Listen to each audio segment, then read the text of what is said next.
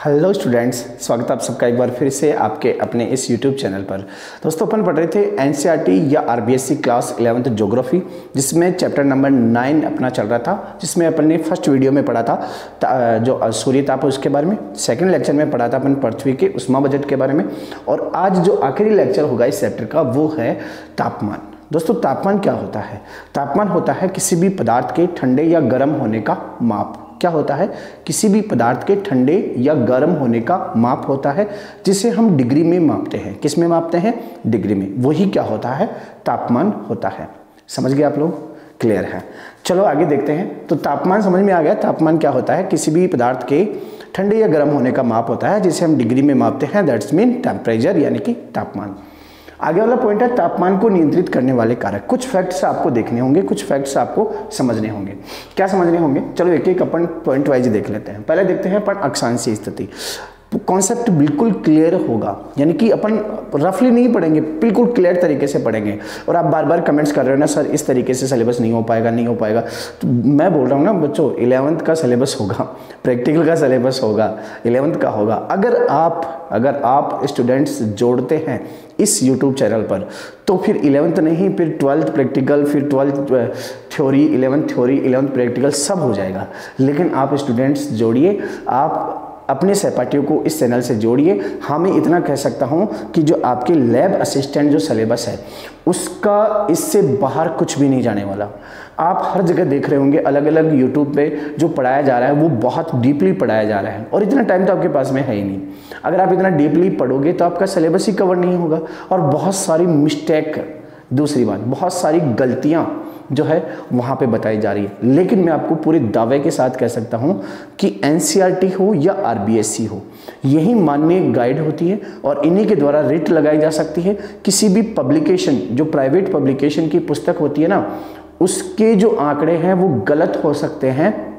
बाकी एनसीईआरटी और आरबीएससी के आंकड़ों को गलत होते हुए भी सही माना जाता है। ये चीज़ आप ध्यान रखिएगा। तो एनसीईआरटी और आरबीएससी जो सिलेबस है वही आपको पढ़ना है। जो प्राइवेट पब्लिकेशन की जो बुक्स आती है, जो गाइड वगैरह आती है, उनमें अगर कुछ सही भी होगा और आपकी बुक में, आरबीएससी की बुक में गलत भी होगा, तो माना कौन सा जाएगा? आरबीएससी की बुक वाला, क्योंकि ये एथेंटिक बुक होती है और इसी का आंसर सही माना जाता है। ये चीज़ आप ध्यान रखना। तो गलतियां होने से बचे, सही सिलेबस पढ़े, जितना अपना मैटर है उतना ही पढ़े। ज़्यादा गहराई में जाने की या फालतू में दूसरे पॉइंट में घुसने की कोई ज़रूरत नहीं है। जो आपकी जो सिलेक्शन कमेटी है उसने सीधा सा लिखा है कि 11th और 12th का आरबीएससी सिलेबस होगा, तो फिर भाई इतना डीपली क्यों जा रहे हैं? 11th और 12th का आरबीएससी सिलेबस होगा तो इतना जाने की कहाँ ज़रूरत है? आप बहुत सारी गहराई में जा रहे हो, बहुत सारी चीज़ें पढ़ रहे हो, तो आपका सिलेबस बहुत ज़्यादा छूट जाएगा, क्योंकि ज्योग्राफी बहुत लेंथी सिलेबस है। आप ऐसा अगर सिलेबस पढ़ोगे तो 3 साल में कवर नहीं होगा आपका। तो 11th 12th ज्योग्राफी पढ़ने की कोशिश करो, वो भी सिर्फ आरबीएससी, है ना। और अपने दोस्तों को जोड़ो, और दोस्तों को जोड़ने पर हाँ मैं ये कह सकता हूँ कि जो इस चैनल पर जो पढ़ाया जा रहा है, जो आपको आंकड़े बताए जा रहे हैं, अगर उसको कोई भी चैलेंज करता है तो वो मुझे कमेंट करके जरूर बताएं। डिस्क्रिप्शन बॉक्स में मैं जरूर आज जो है व्हाट्सएप नंबर डालूंगा, आप वहां पर मुझे मैसेज कर सकते हैं कि सर आपने यहां पर ये गलती की है। लेकिन आपका कर्तव्य बनता है दोस्तों, अगर आप पढ़ रहे हैं तो आप अपने सहपाठियों को जोड़िए, स्ट्रेंथ बढ़ाइए स्टूडेंट्स की, ताकि मुझे भी मोटिवेशन मिले और मैं भी इस काम को कंटिन्यू करूं। अगर आप स्ट्रेंथ बढ़ाते हो, आप स्टूडेंट्स जोड़ते हो, तो मैं गारंटेड कहता हूं कि आपका पूरा सिलेबस मैं करवाऊंगा। ओके, चलो स्टार्ट करते हैं। तापमान को नियंत्रित करने वाले कारक। तो दोस्तों पहला कारक तो आ गया आपका अक्षांशीय स्थिति। कोई भी स्थान या कोई भी क्षेत्र किस अक्षांश पर स्थित है, उस अक्षांश के अकॉर्डिंग उस क्षेत्र का तापमान होगा। कैसे होगा? ये क्या है? आपकी पृथ्वी है, ये पृथ्वी है, और ये इसमें क्या है? 0 डिग्री है। ये क्या है? 23.5 डिग्री नॉर्थ है, और ये क्या है? 23.5 डिग्री साउथ है। मैंने बताया था पिछले वीडियो में, जो अपने अक्षांश और देशांतर शायद नहीं पढ़े हैं तो पढ़ लेंगे। जब देखो 23.5 डिग्री उत्तरी अक्षांश, इसको कर्क रेखा कहते हैं, ट्रॉपिक ऑफ कैंसर। इसको विषुवत रेखा कहते हैं, ट्रॉपिक ऑफ जो क्या कहते हैं, इक्वेटर लाइन, सॉरी इसको क्या कहते हैं, विषुवत रेखा या फिर इक्वेटर लाइन, इसको कहते हैं मकर रेखा, ट्रॉपिक ऑफ कैप्रिकॉर्न, है ना। तो सूर्य की जो किरणें हैं वो विचरण करती है मात्र 23.5 डिग्री नॉर्थ से 23.5 डिग्री साउथ के बीच में, यानी कि सूर्य की किरणें सीधी पड़ती है 23.5 डिग्री उत्तरी अक्षांश से लेकर 23.5 डिग्री दक्षिणी अक्षांश के बीच में, क्योंकि इससे ऊपर जो होती है वो सूर्य की किरणें तिरछी पड़ने लग जाती है, वायुमंडल से ज़्यादा होकर उनको वायुमंडल से ज़्यादा दूरी तय करनी पड़ती है, इसलिए सूर्य ताप घट जाता है, सूर्य जो ताप है उसका क्षीण हो जाता है। जैसे मान लीजिए सूर्य की किरणें यहाँ पर अपन ने पढ़ा था ना नतिकोण, सूर्य का नतिकोण, तो वो नतिकोण यहाँ पे सबसे ज़्यादा होता है, 90 डिग्री होता है, इसलिए सूर्य ताप यहाँ सबसे ज़्यादा होगा, और यहाँ पे क्या होगा, नतिकोण कम होगा। तो ये वायुमंडल से ज़्यादा दूरी तय कर रही है, इसलिए इस सूर्य की इन किरणों का तापमान घट जाएगा, इसलिए यहाँ पे टेम्परेचर कम और इस जोन में टेम्परेचर ज्यादा होगा, 23.5 डिग्री नॉर्थ से लेकर 23.5 डिग्री साउथ के बीच में, इसे कहते हैं उष्णकटिबंधीय क्षेत्र। तो यहाँ पर अब ये डिपेंड करता है, अपन ने देखा कि किसी भी क्षेत्र की अक्षांशीय स्थिति, मान लीजिए कोई क्षेत्र यहाँ पर है 23.5 डिग्री के पास में, 23.5 डिग्री नॉर्थ के पास में, तो वहां पर टेम्परेचर ज्यादा होगा, किसकी तुलना में, इसके ऊपर और इसके ऊपर, यानी कि उच्च अक्षांशों पर तापमान कम होता है जबकि निम्न अक्षांशों पर तापमान ज़्यादा होता है, क्योंकि सूर्य जो विचरण करता है वो कर्क रेखा से मकर रेखा के बीच में करता है, और कर्क रेखा पर लंबवत कब चमकता है, 21 जून को। कब चमकता है, 21 जून को। विषुवत रेखा पर कब चमकता है, इस पे चमकता है आपका 23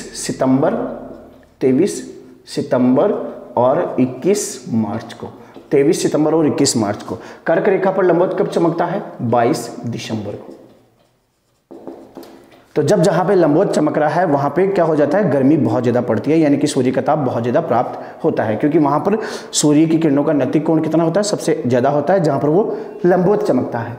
तो 21 जून को कर्क रेखा पर, 23 सितंबर और 21 मार्च को विषुवत रेखा पर, और 22 दिसंबर को मकर रेखा पर लंबवत चमकता है। तो इस तरीके से अक्षांशीय स्थिति किसी भी क्षेत्र की निर्धारित करती है कि वहां का तापमान क्या होना चाहिए। पहला पॉइंट क्लियर। दूसरे पे चलते हैं, समुद्र तल से ऊंचाई। दोस्तों जो ऊंचाई मापी जाती है वो समुद्र तल से मापी जाती है। जैसे अपन पढ़ते हैं ना, माउंट एवरेस्ट की ऊंचाई कितनी है, 8,848 मीटर, लेकिन ये 8,848 मीटर कहाँ से मानी जा रही है, समुद्र लेवल से। कहाँ से, समुद्र तल से। समुद्र तल से ऊंचाई यानी कि किसी भी क्षेत्र की समुद्र तल से ऊंचाई, जैसे मान लीजिए आपका समुद्र है और ये धरातल आ गया, और ये यहाँ पे पर्वतीय क्षेत्र, यहाँ पे क्या है, पर्वत है, ये क्या है, सरफेस यानी कि धरातल है, और ये क्या है, समुद्र यानी कि सी है। तो इस क्षेत्र से जितना ऊंचाई होगी, जितनी ऊंचाई होगी तापमान उतना ही क्या होगा, कम होगा।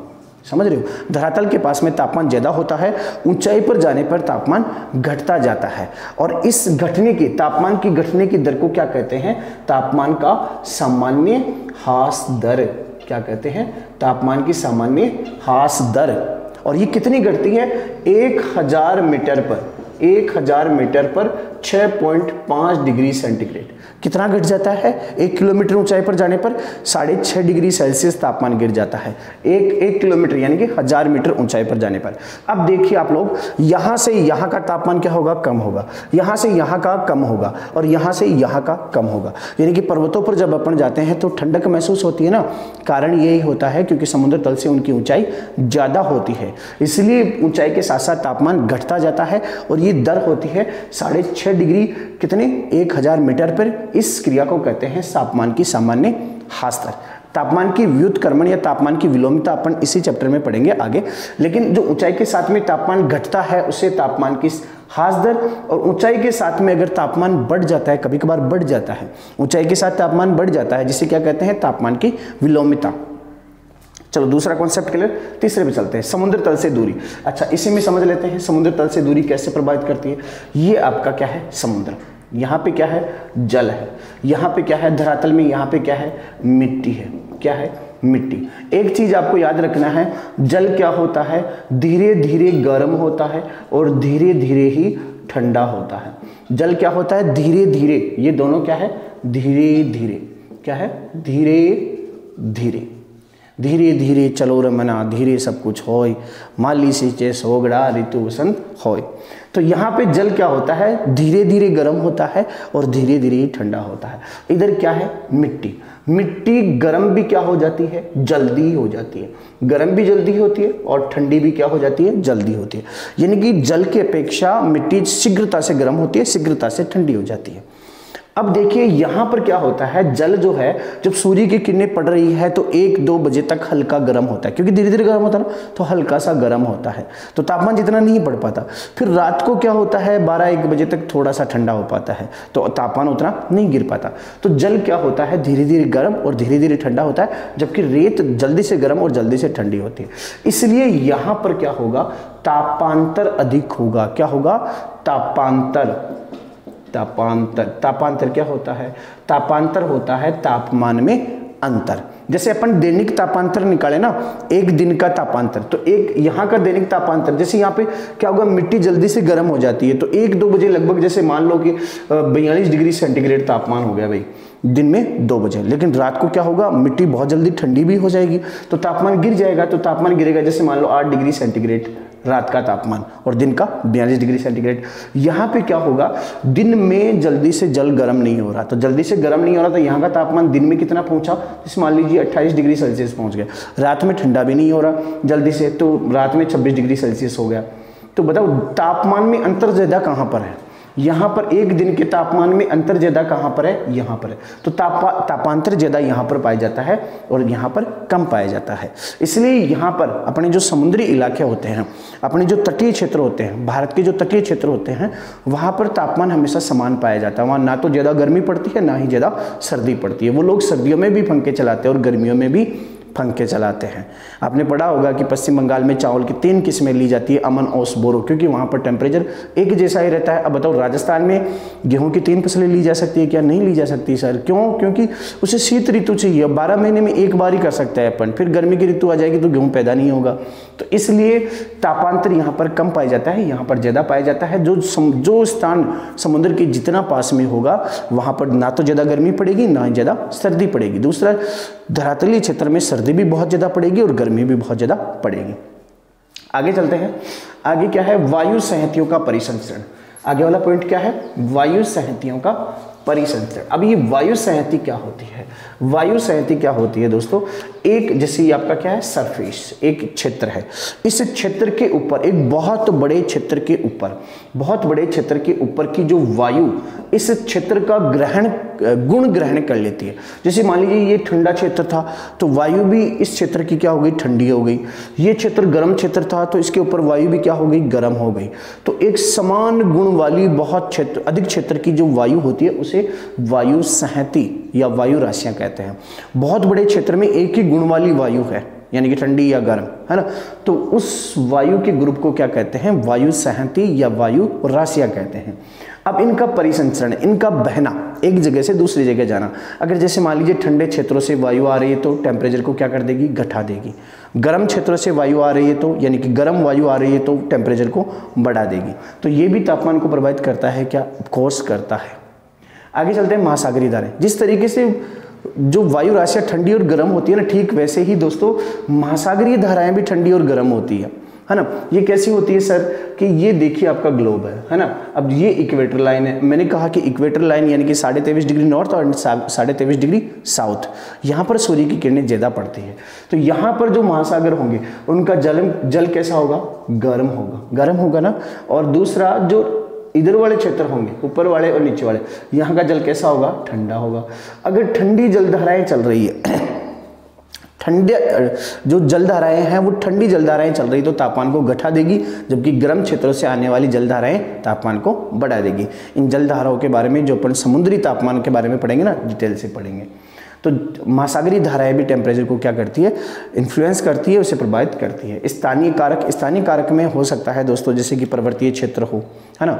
कोई पर्वतीय क्षेत्र है जिसमें एक साइड जो है दोनों, जैसे मान लीजिए ये पर्वतीय क्षेत्र है ना, लेकिन यहाँ पर भी लोग रहते हैं, यहाँ पर भी लोग रहते हैं, तो दोनों की ऊंचाई तो एक ही है ना, ऊंचाई एक है, फिर भी इनकी टेम्परेचर में डिफरेंस पाया जाता है। कैसे, क्योंकि मान लीजिए सूर्य की किरणें इस साइड में ज़्यादा गिरती है ना, और इस साइड में कम आ पाती है, तो यहाँ पर टेम्परेचर कम और यहाँ पर ज़्यादा होगा। तो कुछ स्थानीय कारक भी ऐसे होते हैं जो जलवायु को इन्फ्लुएंस यानी कि प्रभावित करते हैं, तापमान को प्रभावित करते हैं।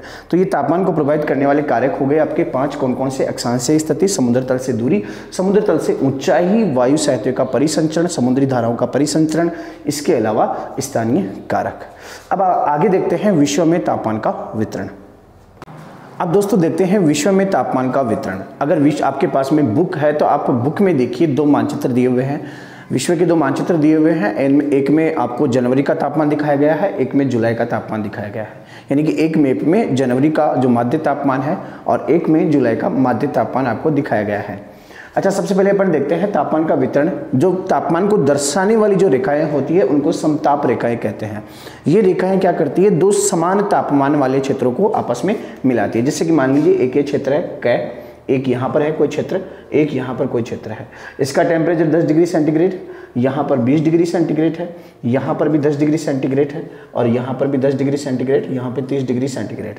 तो समान तापमान वाले 10 10 10 तीनों क्षेत्रों को मिलाने वाली जो रेखा होती है इसे क्या कहते हैं दोस्तों, समताप रेखा कहते हैं।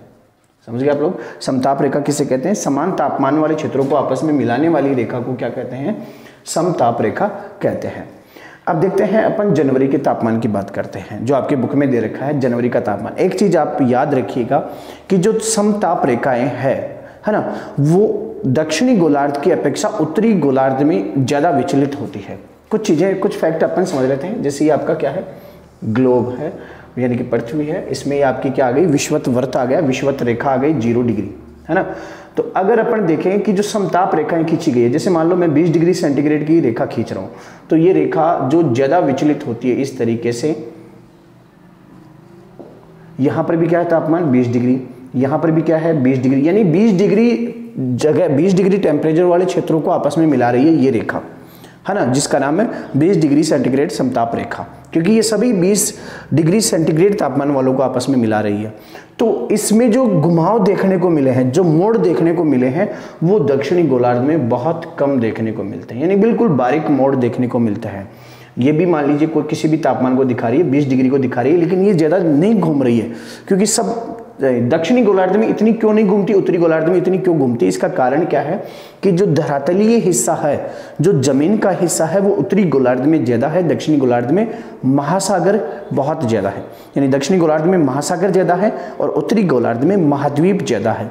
तो महाद्वीप और महासागर की वजह से क्या होता है, ये रेखाएं ऊपर नीचे होती है। कैसे होती है, जैसे मान लीजिए यहाँ पर कोई महासागर है ना, यहाँ पर क्या है, महाद्वीप है ना। अगर अपन दिन का तापमान कर रहे हैं, जैसे मान लीजिए अपन दिन का 12 बजे का तापमान कर रहे हैं, कितने दिन में 12 बजे का तापमान, तो महासागरों पर तापमान 20 डिग्री सेंटीग्रेड कर रहे हैं अपन, है ना। तो महासागरों पर जो तापमान होगा वो क्या होगा, ज्यादा बढ़ेगा नहीं, है ना। तो यहाँ पर लगभग 20 डिग्री सेंटीग्रेड होगा। लेकिन अगर अपन देखें तो महाद्वीपों पर क्या होगा, यहाँ तो बहुत ज्यादा होगा, 0 डिग्री के पास में तो बहुत ज्यादा होगा। लेकिन अगर इसको ऐसे जोड़ेंगे तो महाद्वीप में यहाँ जाकर 20 डिग्री सेंटीग्रेड तापमान आएगा। यानी कि अगर अपन देखेंगे तो ये जो महाद्वीप आते ही उत्तर की ओर और महासागर आते ही दक्षिण की ओर ये रेखाएं जा रही है। क्यों, क्योंकि जब अपन टेम्परेचर को देखते हैं ना, अपन ने अभी देखा कि जो जल और जो मिट्टी होती है उनमें गर्म और ठंडे होने के गुण अलग अलग होते हैं। जल शीघ्रता से गर्म होता है, धीरे धीरे गर्म होता है, धीरे धीरे ठंडा होता है, जबकि मिट्टी शीघ्रता से गर्म और शीघ्रता से ठंडी होती है। इसलिए अगर अपन किसी भी समय का अगर अपन टेम्परेचर लेते हैं तो जल का और मिट्टी का टेम्परेचर अलग अलग होगा। अब यहाँ पर जल है, यहाँ पर मिट्टी है, तो बताओ ये विचलित होगी कि नहीं होगी, क्योंकि समान टेम्परेचर वाले क्षेत्रों को मिलाएगी ना ये। तो जल में यहाँ पर जो टेम्परेचर होगा धरातल में यहाँ पर होगा, है ना, यहाँ पर तो और ज्यादा होगा। तो इसलिए समान, ये जो उत्तरी गोलार्ध है यहाँ पर क्या हो रही है, ज्यादा विचलित हो रही है, जबकि दक्षिणी गोलार्ध में महासागर ज्यादा है, इसलिए ज्यादा प्रभाव देखने को नहीं मिलता। बिल्कुल सीधी समताप रेखाएं गुजरती है अक्षांशों के समांतर। दूसरा तो एक पहला प्रभाव तो क्या हो गया, भूसंहति और महाद्वीप, महासागर और महाद्वीप की वजह से। दूसरा जो गर्म और ठंडी जलधाराएं हैं वो भी इस जो रेखा है इसको ऊपर नीचे करती है, इस तापमान को, समताप रेखा को ऊपर नीचे विचलित करती है। तो आपको ज्यादा कुछ घुसना नहीं है, आपको 2 चीजें याद रखनी है। एक तो धरातल और महासागर के जो गुण आते हैं वहां पर समताप रेखाएं ऊपर नीचे आती है। दूसरा ठंडी और गर्म जलधाराओं के ऊपर से अगर कोई समताप रेखा गुजर रही है तो वो भी बहुत ज्यादा ऊपर नीचे होगी। ये 2 चीजें आपको याद रखनी है। अब देखते हैं जनवरी का तापमान। जनवरी के तापमान की बात करें अपन उत्तरी गोलार्ध और दक्षिणी गोलार्ध दोनों की, तो 0 डिग्री पर जनवरी का तापमान होता है 27 डिग्री सेल्सियस। यानी कि यहाँ पर क्या होता है, जनवरी का माध्य तापमान कितना होता है 27 डिग्री सेल्सियस। अब माध्य तापमान तो समझते हो ना, अब माध्य तापमान का मतलब हो गया जैसे एक महीना है पूरा और पूरे महीने का माध्य तापमान निकालना होता है, तो इसमें क्या करते हैं, पूरे पहले 24 घंटे का माध्य तापमान निकालेंगे। 24 घंटे का कैसे निकालेंगे, जैसे दो तापमापी होती है, एक तो क्या होती है अधिकतम तापमापी, अधिकतम तापमापी, एक क्या होती है न्यूनतम तापमापी, न्यूनतम तापमापी। यानी कि ये तो दिन के सबसे जो अधिक टेम्परेचर होता है उसको नोट करती है और ये दिन का सबसे कम टेम्परेचर जब होता है उसको नोट करती है। तो ये मान लीजिए दिन में सबसे ज़्यादा टेम्परेचर हुआ 48 डिग्री सेल्सियस और दिन में सबसे कम 24 घंटे का होता है दिन, है ना, दिन और रात दोनों इंक्लूड होते हैं इसमें ना। तो जो इसमें जो न्यूनतम टेम्परेचर हुआ वो हो गया आपका 12 डिग्री सेल्सियस, समझ गए। तो अब माध्य तापमान कैसे निकालेंगे, इन दोनों को जोड़कर 2 का भाग दे देंगे, तब माध्य तापमान आ जाएगा ना। समांतर माध्य पढ़े होंगे आप लोग, समांकों का योग बड़ा समांकों की संख्या, नहीं पढ़ा तो अपन 12th के प्रैक्टिकल बुक में पढ़ेंगे। तो ऐसे एक दिन का माध्य तापमान निकल जाता है, फिर ऐसे ही एक महीने का माध्य तापमान निकाल लिया जाता है, ऐसे ही एक साल का निकाल लिया जाता है। जैसे एक दिन का निकल गया तो एक दिन का निकालने के बाद में फिर 30 को जोड़ेंगे, जितने भी प्रत्येक दिन का माध्य तापमान आ गया अपने पास में, फिर 30 दिनों का माध्य तापमान जोड़ेंगे और 30 का भाग दे देंगे। तो इस तरीके से क्या हो जाएगा, पूरी जनवरी का माध्य तापमान आ जाएगा। समझ गए ना आप लोग। 2 तापमापी होती है, एक अधिकतम तापमापी, एक न्यूनतम तापमापी। अधिकतम तापमापी का काम होता है 48 घंटे में जो सबसे ज़्यादा टेम्परेचर जिस समय पर होता है, जिस टाइम पर होता है, कब, जिस टाइम पर होता है उस समय पर इसे नोट कर लेना, है ना। और जब टेम्परेचर सबसे कम हो जाता है 24 घंटे में, जिस टाइम पर सबसे कम टेम्परेचर होता है उसको नोट कर लेना, ये न्यूनतम तापमापी का काम होता है। तो फिर माध्य कैसे करेंगे, अपन 48 और 12 को जोड़ेंगे तो कितने हो जाएंगे, 60 हो गए, फिर 60 में 2 का भाग देंगे तो माध्य तापमान क्या आ गया, 30 आ गया, है ना। इस तरीके से माध्य तापमान ज्ञात किया जाता है। तो जनवरी का माध्य तापमान 0 डिग्री पे कितना होता है, 27 डिग्री सेंटीग्रेड होता है। उष्णकटिबंधीय क्षेत्रों की बात करें तो उष्णकटिबंधीय क्षेत्र कौन से होंगे, ऊपर वाले, है ना, यानी कि 0 डिग्री के आसपास वाले क्षेत्र। तो यहाँ पर तापमान कितना होता है, 24 डिग्री सेंटीग्रेड। फिर मध्य अक्षांशों की बात करें, मध्य अक्षांश कौन से होते हैं, 60 डिग्री के आसपास, है ना। 60 डिग्री के आसपास वाले जो अक्षांशों की बात करें तो वहां पे टेम्परेचर होता है 20 डिग्री सेंटीग्रेड से 0 डिग्री सेंटीग्रेड के बीच में। जनवरी में कितना होता है, 20 डिग्री सेंटीग्रेड से लेकर 0 डिग्री सेंटीग्रेड, यानी कि कहीं पर 20 डिग्री सेंटीग्रेड होता है, कहीं पर 0 डिग्री सेंटीग्रेड होता है। अब ऐसा क्यों होता है सर, एक ही अक्षांश पे स्थित है। तो दोस्तों अपन ने पढ़ा था ना महाद्वीप और महासागरों के गुण। महासागरों की बात करेंगे तो टेम्परेचर ज्यादा होगा क्योंकि वो ठंडा नहीं हो पाता ना जनवरी में, और महाद्वीपों की बात करेंगे तो टेम्परेचर कम हो जाएगा क्योंकि वो महाद्वीप ठंडे हो जाते हैं। आगे अपन देखिए यूरेशिया के आंतरिक भागों में वही जनवरी का तापमान देख रहे हैं और उत्तरी गोलार्ध का अपन देख रहे हैं। तो यूरेशिया के आंतरिक भाग, यूरेशिया कौन सा है दोस्तों, यहाँ पर वाला बेल्ट, यानी कि यूरोप और एशिया का क्षेत्र, है ना।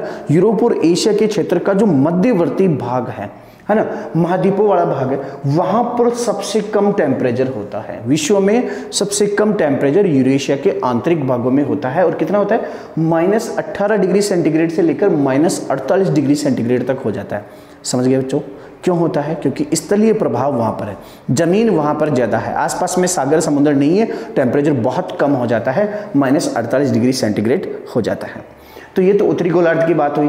दक्षिणी गोलार्ध में ज़्यादा कुछ कहानी नहीं है, सीधा सा है कि जो 35 डिग्री दक्षिणी अक्षांश है वहाँ पर 20 डिग्री सेल्सियस तापमान होता है, 45 डिग्री दक्षिणी अक्षांश पर 10 डिग्री सेल्सियस तापमान होता है और 65 डिग्री दक्षिणी अक्षांश पर 0 डिग्री सेल्सियस तापमान होता है। जैसे कि मान लीजिए ये 35 डिग्री सेल्सियस, 35 डिग्री अक्षांश दक्षिणी अक्षांश, ये आपका 45 डिग्री दक्षिणी अक्षांश और ये आपका 65 डिग्री दक्षिणी अक्षांश। तो यहाँ पर 35 पर क्या होगा टेम्परेचर, 20 डिग्री सेल्सियस, यहाँ पर 10 डिग्री सेल्सियस और यहाँ पर 0 डिग्री सेल्सियस। तो ये पूरा सेम ही होगा ना इस तरीके से। तो यहाँ पे 20 डिग्री सेल्सियस होता है, यहाँ पे 10 डिग्री और यहाँ पे 0 डिग्री सेल्सियस तापमान होता है दक्षिणी गोलार्ध में। कब की बात कर रहे हैं अपन, जनवरी की। अब आ जाते हैं हम जुलाई में। जुलाई में ज़्यादा कुछ याद नहीं रखना है आपको, जुलाई में याद रखना है, जुलाई में विषुवत रेखीय महासागरीय जो तापमान होता है, ये विषुवत रेखा कौन सी है, 0 डिग्री वाली। 0 डिग्री पे जो भी ओशियन पड़ते हैं, जो भी महासागर पड़ते हैं, उनका औसत टेम्परेचर कितना होता है, औसत तापमान कितना होता है, 27 सेंटीग्रेड। और 30 डिग्री उत्तरी व 30 डिग्री दक्षिणी की बात करें, यानी कि 30 डिग्री उत्तरी अक्षांश और 30 डिग्री दक्षिणी अक्षांश की बात करें तो यहाँ पर औसतन तापमान होता है 30 डिग्री सेंटीग्रेड। सीधा 30 degree north 30 degree south is equal to 30 degree centigrade. 40 degree north और 40 डिग्री साउथ की बात करें, 40 डिग्री उत्तरी अक्षांश या 40 डिग्री दक्षिणी अक्षांश की बात करें जुलाई में तापमान की, तो 10 डिग्री सेंटीग्रेड यहाँ का तापमान होता है। समझ गए आप लोग। जैसे 40 डिग्री उत्तरी अक्षांश ये है और 40 डिग्री दक्षिणी अक्षांश ये है। तो यहाँ पे भी 10 डिग्री सेल्सियस तापमान होता है, यहाँ पर भी 10 डिग्री सेल्सियस तापमान होता है। कब? जुलाई में, है ना। ये दोनों अपने जनवरी और जुलाई के तापमान की बात करी। अब सीधा से अपन देख लेते हैं तापांतर। तापांतर क्या होता है दोस्तों? तापमान में अंतर। तापांतर क्या होता है? तापमान में अंतर। किसी भी दो क्षेत्रों के बीच में, एक ही क्षेत्र में दो अलग अलग समय पर जो तापमान में अंतर देखा जाता है उसे हम क्या कहते हैं? तापांतर कहते हैं। पॉइंट बचा है और वो पॉइंट क्या है? सबसे पहले तापांतर देखते हैं। तापांतर क्या होता है? तापांतर होता है दोस्तों एक क्षेत्र में दो अलग अलग समय पर, दो अलग अलग टाइम पर तापमान में जो अंतर पाया जाता है उसे तापांतर कहते हैं। जैसे अभी अपन ने देखा माध्य तापमान देखा, वैसे अपन तापांतर देखें। तापांतर दैनिक तापांतर भी होता है, मासिक भी होता है, वार्षिक भी होता है। समझ रहे हो ना? यानी एक वर्ष में तापमान, अगर जैसे मान लीजिए अपन वार्षिक तापांतर ज्ञात करना चाहते हैं तो वार्षिक तापांतर ज्ञात करने के लिए क्या करेंगे? अपन ने दो थर्मामीटर लगाए, एक लगा दिया न्यूनतम तापमापी, कौन सा? न्यूनतम तापमापी। एक लगा दिया अपन ने अधिकतम तापमापी, अधिकतम तापमापी।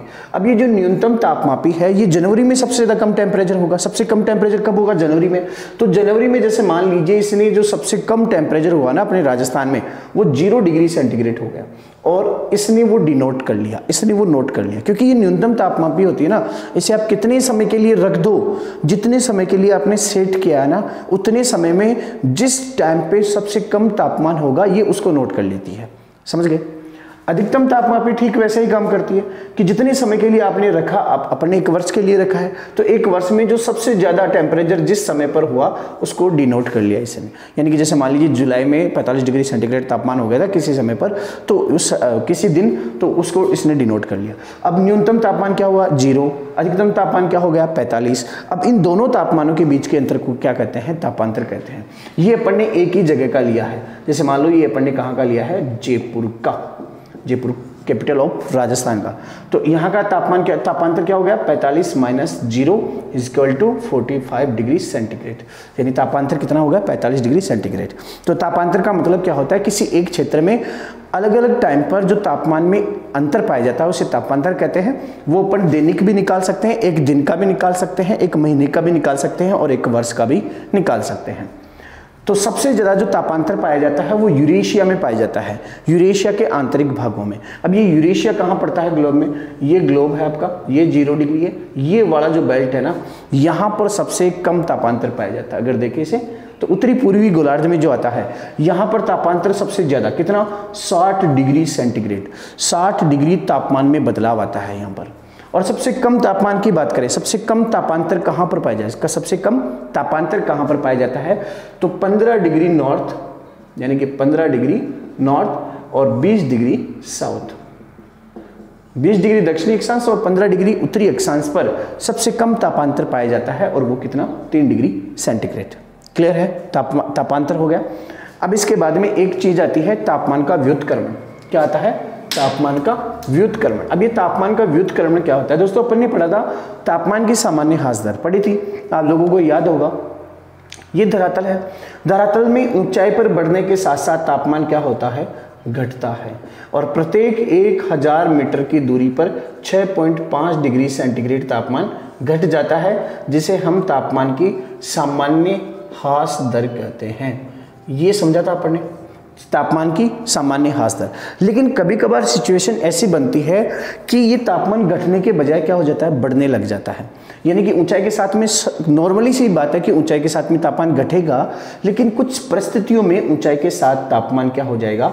बढ़ जाएगा। और जब ऊंचाई के साथ में तापमान बढ़ता है तो उसे हम तापमान की विलोमिता, प्रतिलोमिता या तापमान का व्युत्क्रमण कहते हैं। समझ गए ना? इसे तापमान का व्युत्क्रमण कहते हैं, ऊंचाई के साथ में तापमान का बढ़ जाना। अब ये कहाँ पर होता है? ये ध्रुवों पर होता है, रेतीले क्षेत्रों में होता है, पर्वतीय क्षेत्रों में होता है। अब देखते हैं ध्रुवीय क्षेत्रों में कैसे होगा। दोस्तों ध्रुवीय क्षेत्रों में क्या होता है, यानी कि 90 डिग्री अक्षांश पर क्या होता है कि धरातल पर हमेशा बर्फ जमी हुई रहती है। सही है। धरातल पर बर्फ जमी हुई रहेगी तो धरातल के संपर्क में आने वाली वायु कैसी हो जाएगी? ठंडी हो जाएगी, बहुत ज़्यादा ठंडी हो जाएगी। अब जो जितनी वायु धरातल के पास में ठंडी होगी ना ध्रुवों पर, उतनी ऊपर में नहीं होगी। यानी कि ऊपर अपन ने देखा था कि क्षोभ मंडल में जो क्षोभ सीमा है वहाँ पर ध्रुवीय क्षेत्रों की जो तापमान जो टेम्परेचर पाया जाता है वो -45 डिग्री पाया जाता है, जबकि विषुवत वर्त पर -80 डिग्री पाया जाता है। तो ध्रुवीय क्षेत्रों पर ऊपर की ओर अपन जाएंगे तो क्या होगा? तापमान में ऊपर की ओर जाने पर, वायुमंडल में ऊपर की ओर जाने पर तापमान बढ़ेगा। वो किस वजह से? क्योंकि ध्रुवों पर धरातलीय क्षेत्रों में बर्फ जमी हुई रहती है और उस बर्फ के संपर्क में आने से हवाएं, धरातल के पास वाली हवाएं ठंडी हो जाती है। तो यहाँ वाली हवा ठंडी और ऊपर जाने पर गर्म, तो ऊपर जाने पर तापमान बढ़ जाएगा। ऐसा रेतीले क्षेत्रों में होता है। रेतीले क्षेत्रों में क्या होता है? यानी जहाँ पर मिट्टी होती है, अपन ने देखा कि जो मिट्टी होती है ना वो शीघ्रता से गर्म और शीघ्रता से ठंडी होती है। इस चीज़ को आप रट लो, है ना, माइंड में बिठा लो कि मिट्टी जल्दी से गर्म और जल्दी से ठंडी होती है। तो शीत ऋतु में क्या होता है बच्चों? शीत ऋतु में तापमान गिर जाता है रात को। शीत ऋतु में लंबे जो रातें होती है वो लंबी होती है, तो रातें लंबी होती है, टेम्परेचर गिर जाता है रात को। तो टेम्परेचर गिरने की वजह से जो मिट्टी होती है वो बहुत ज़्यादा ठंडी हो जाती है जल की अपेक्षा।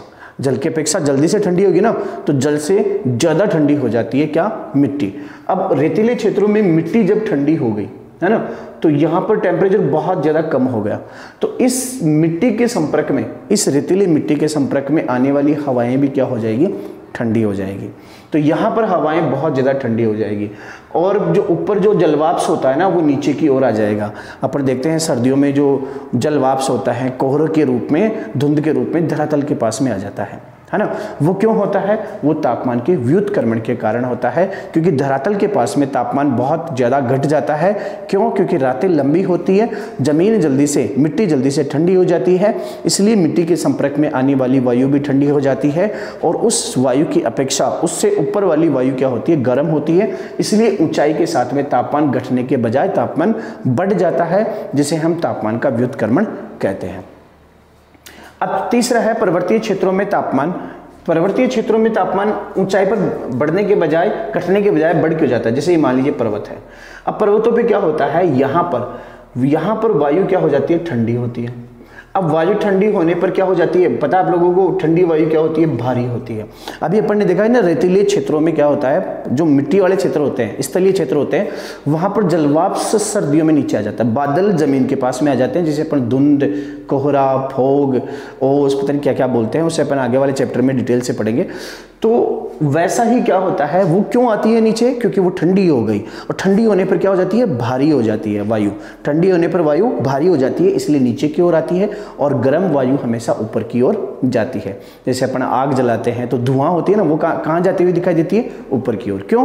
क्योंकि वो गर्म है ना वायु, तो गर्म वायु हमेशा ऊपर की ओर और ठंडी वायु हमेशा नीचे की ओर। तो यहाँ पर वायु क्या हो गई बताओ? ठंडी हो गई। ठंडी होने पर क्या हो गई? भारी हो गई और भारी होते ही ग्रेविटी फोर्स काम करेगा, यानी कि गुरुत्वाकर्षण बल काम करेगा और गुरुत्वाकर्षण बल काम करेगा तो ये वायु जो होगी नीचे घाटी की ओर आ जाएगी, तो यहाँ पर जमा हो जाएगी। अगर आप सर्दियों में बाइक चलाते हुए जाते हैं अगर आप सर्दियों में बाइक चलाते हुए जाते हैं रात को, जब बहुत ज़्यादा ठंड पड़ रही हो, मज़ा आता है उस टाइम पे, तो उस टाइम पे आप महसूस करोगे कि जैसे ही आप ढलान में उतर रहे हो, नीचे की ओर जा रहे हो, है ना, तो वहाँ पर टेम्परेचर क्या हो जाता है? बढ़ जाता है और टीले पर जाने पर टेम्परेचर क्या हो जाता है? नीचे की ओर जाने पर टेम्परेचर बहुत ज़्यादा घट जाता है, यानी बहुत ज़्यादा सर्दी लगती है और जैसे टीले पे जाएंगे वो सर्दी गायब हो जाएगी। मतलब नीचे क्या हो रहा है? यानी कि गर्म वायु नीचे जो ढलान है वहाँ पर जमा हो रही है, नीचे की ओर जा रही है और ठंडी वायु गर्म वायु ऊपर की ओर आ रही है। तो जैसे ये कोई मान लीजिए ऐसा कोई टीला है और इसके ऊपर रोड है ना, और इस रोड पे आप बाइक लेके ये बैठे हो और ये आपकी बाइक है, यहाँ पे ये लो बाइक है, आप इसे उड़ा के ले जा रहे हो, चला के ले जा रहे हो, तो यहाँ पे आपको लगेगी क्या? ठंड नहीं लगेगी। लेकिन जब आप नीचे की ओर आओगे यहाँ पर, तो यहाँ पे आपको सर्दी लगेगी। फिर ऊपर की ओर जाओगे, सर्दी कम हो जाएगी। क्यों हुआ ऐसा? क्योंकि जो ठंडी वायु है ना वो नीचे जमा हो गई। नीचे क्यों जमा हो गई? क्योंकि वो भारी हो गई ना, इसलिए। तो भारी होने पर गुरुत्वाकर्षण बल के द्वारा वो नीचे की ओर आ गई। तो ऐसे ही पर्वतों में होता है। ठंडी वायु क्या होती है, ठंडी होने पर क्या होती है, नीचे घाटी की ओर आ जाती है, यहाँ पर ठंडी वायु जमा हो जाती है। अब इसकी अपेक्षा इसके ऊपर वायु कैसी है, गर्म है, तो इसलिए ऊपर की ओर बनी। यहाँ पर खड़े हैं तब तो सर्दी लग रही है, इससे ऊपर की ओर जा रहे हैं तो क्या लग रही है, सर्दी कम हो रही है। तो इसलिए ऊंचाई पर जाने के साथ में टेम्परेचर बढ़ रहा है, और टेम्परेचर बढ़ रहा है तो मतलब सामान्य जो नियम था उसका विपरीत हो रहा है, क्योंकि सामान्य नियम क्या था, ऊंचाई के साथ में तापमान का घटना, लेकिन यहाँ पे तापमान बढ़ रहा है तो मतलब क्या हो रहा है, तापमान का व्युत्क्रमण हो रहा है। समझ गए। और ऐसा व्युत्क्रमण इस पर्वतीय क्षेत्रों में जो ऐसी वायु का प्रवाह होता है उसे वायु अपवाह कहा जाता है। आई थिंक आपको समझ में आ गया होगा कि तापमान का व्युत्क्रमण क्या होता है, ऊंचाई के साथ में तापमान का बढ़ना। वैसे नॉर्मली क्या होता है, ऊंचाई के साथ में तापमान घटता है। दो चीजें और याद रखनी है। प्लेग का नियम क्या कहता है, प्लेग का नियम कहता है कि कोई भी वस्तु जितनी गर्म होगी ना, कोई भी वस्तु जितनी गर्म होगी उतना ही उष्मा का विकिरण करेगी, यानी कि उतना ही वो उष्मा का विकिरण करेगी और उतनी उसकी तरंगें उतनी ही लघु होगी। दो चीजें याद रखनी है, जो वस्तु जितनी गर्म होगी उसमें उष्मा का उतना ही विकिरण होगा और उसकी तरंगें उतनी ही लघु होगी। ये किसका नियम बताता है, प्लेग का नियम। एक क्या है, एक पदार्थ का तापमान, कोई भी पदार्थ है और उस पदार्थ का तापमान अगर 1 डिग्री सेल्सियस बढ़ाना है, जैसे मान लीजिए ये पेन है और इस पेन का तापमान आपको 1 डिग्री सेल्सियस बढ़ाना है, तो 1 डिग्री सेल्सियस बढ़ाने के लिए जितनी उष्मा आपने काम में ली, जितनी ऊर्जा आपने इसमें काम में ली, वो इस वस्तु की विशिष्ट उष्मा कहलाती है। समझ गए। जैसे आपके पास में 1 लीटर दूध है, 1 लीटर दूध का टेम्परेचर मान लीजिए आपके पास 10 डिग्री सेल्सियस है उस दूध का टेम्परेचर, और आपको उसको 11 डिग्री सेल्सियस करना है, तो आप जितनी उष्मा उसमें काम में लोगे, जितनी ऊर्जा उसमें काम में लोगे, उसे बढ़ाने में वो उस दूध का क्या कहलाएगी, विशिष्ट उष्मा कहलाएगी। तो दोस्तों ये हुआ आपका चैप्टर नंबर 9। आई होप आपको क्लियर हुआ होगा, आपको कंप्लीट समझ में आ गया होगा। तो प्लीज़ दोस्तों अगर समझ में आया है तो लाइक में सब्सक्राइब जरूर करें, कमेंट करके जरूर बताएं, अपने दोस्तों के साथ में शेयर करें यार, प्लीज़ प्लीज़ प्लीज़ अपने दोस्तों के साथ में शेयर करें।